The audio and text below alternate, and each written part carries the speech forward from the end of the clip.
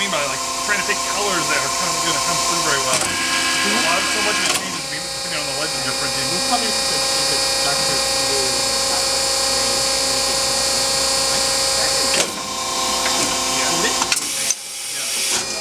so lighter green? But a lighter green one would start to lose contrast. Right. So you just want to blue.